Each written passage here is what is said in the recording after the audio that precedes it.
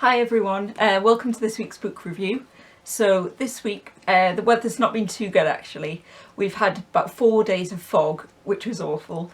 You couldn't see out across the fields or anything here. And apparently we're going to be getting about 3 days of wet and windy weather as well. So it's probably a good chance to stay indoors and do some reading if you fancy not going outside. So this week I'm going to be looking at The Night Circus by Erin Morgenstern.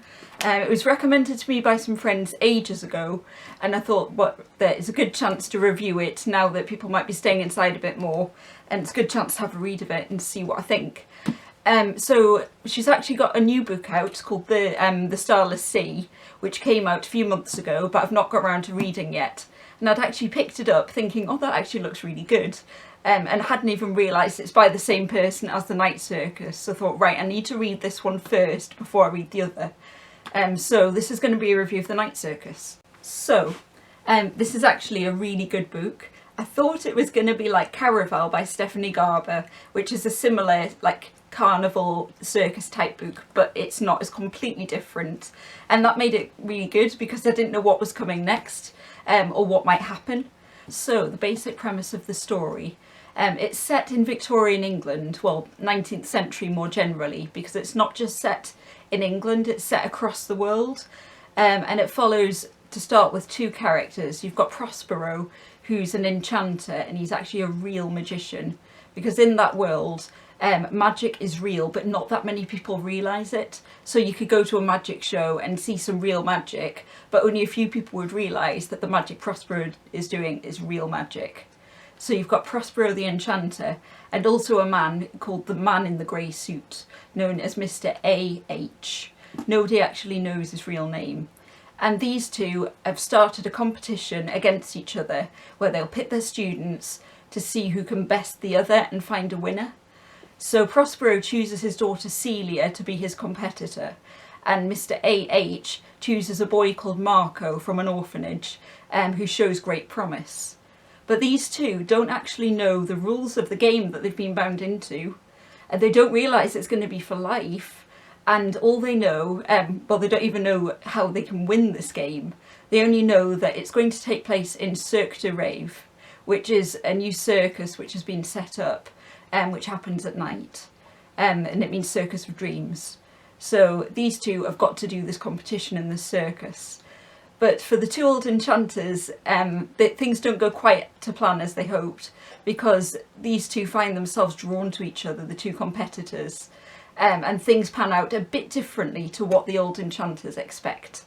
So the storyline follows the circus and those who are following it and get drawn into it and who participate in it as well. So it's hard to describe the circus without actually reading the book for yourself. But what adds so much mystery to it is that it opens at dusk and is open all night and then closes at dawn. And it never announces, except to its most loyal followers, when it's going to be leaving or where it's going next. So it just becomes this mysterious thing, really. And it's not an ordinary circus, but a myriad of black and white striped tents that visitors can go in and explore, and there's various different black and white pathways to go down which lead into unknown directions, and there's food to try and there's performances to see, and it changes every time you go, and it's all centred around this big white bonfire in the middle. And the descriptions on it are just absolutely brilliant, and I'll talk about those very soon. So the writing style itself is actually really unusual because it's told in small chunks and it skips back and forth through time. So it starts right at the beginning of the story, but then the next chapter skips to part way through, and then it might skip back to near the beginning but then skip to the end. But it's very clever because it slowly comes together to the last point at the end of the story. But you need to make sure that you read chapter headings, because this is what I failed to do to start with and hadn't realised that it was skipping around, and I got a bit confused because it tells you where the action's set, the date and the time, so you need to make sure that you're actually looking at this. But it's really clever, and by the end you've had all your questions answered, but that you keep getting hung on until the very end when you finally find out what's actually happened, and it suddenly comes together. So it's very, very clever. So it's also unusual, and then it's actually written in the present tense.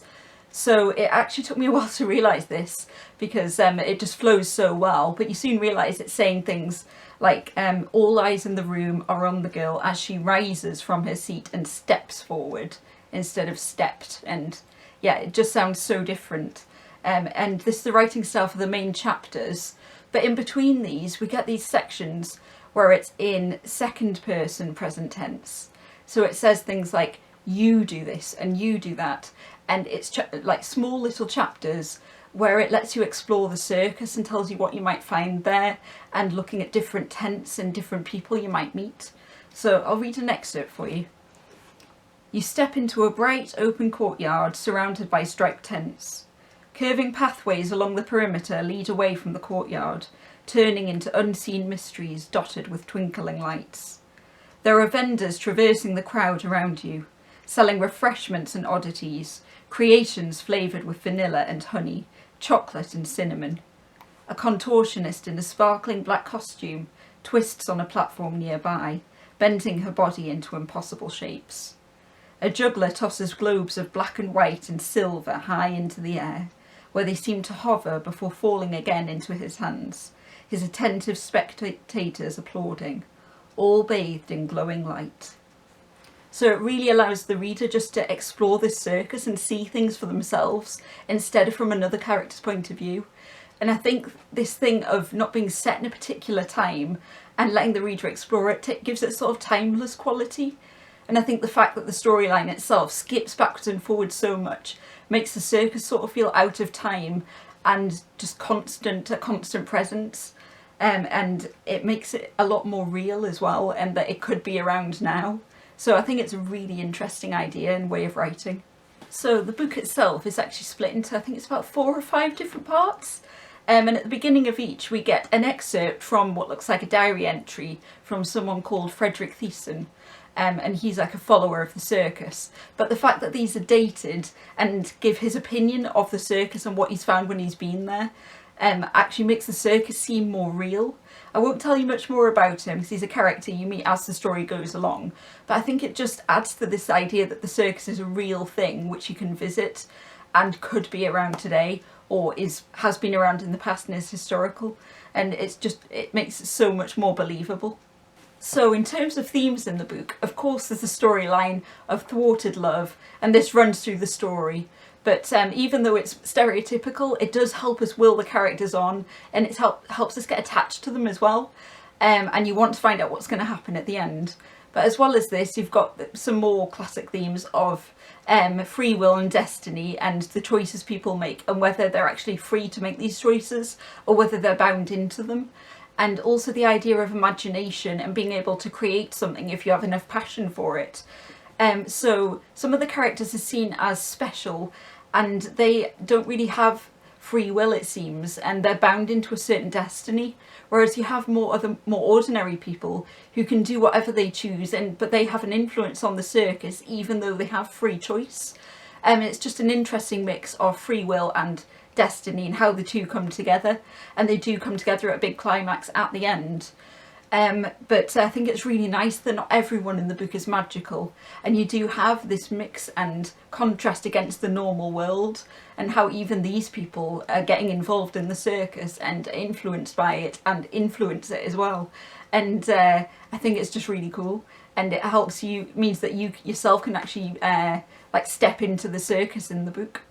So while there are themes of the book which you can pick out, really it's just great escapism. It's a book that you can just read and enjoy if you just want something nice to read, and the descriptions in it are just absolutely beautiful, and you can just read it and enjoy and imagine this circus which you can escape to. Some of the tents in it are a bit like the Room of Requirement in Harry Potter, where you can only find it at certain times or when you really need it.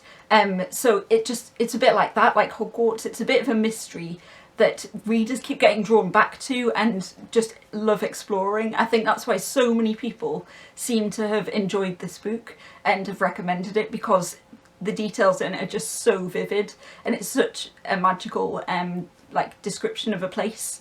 So it's definitely one I would read again. And if you haven't read it, please do, because I'd love to know what you think, because it does seem to have some people who absolutely love it and some who really don't like it, so I'd love to know what you think, and please put your comments in the post below.